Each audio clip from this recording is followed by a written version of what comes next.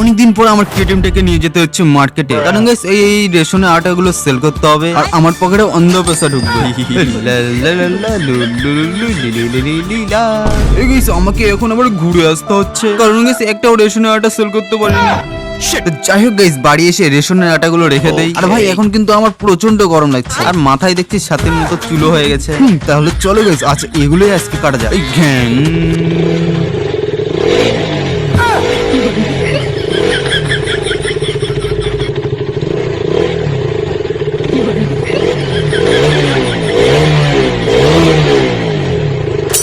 তুই থাক এখানে। তো গাইস আমি কিন্তু চলে আসছি সেলুনে। তোমরা দেখতেই পাচ্ছ ভাই কত বড় চুল রয়েছে, তাই মেশিন দিয়ে ঘ্যার ঘ্যার ঘ্যার ঘ্যার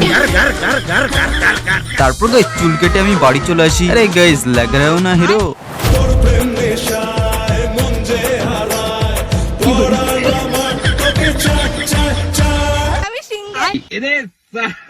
যাই হোক গাইস, বিকেল বেলা চলে আসলাম মার্কেটে, কারণ বিজনেস করতে পড়েগা না ভাই। এরপর রাত্রিবেলা বাড়ি এসে দেখি মা রুটি রান্না করছে, তাই গাইস দুইটা রুটি চুরি করে নিয়ে আসি। তারপর রসগোল্লাতে খেয়ে নেই, ও সেই স্বাদ।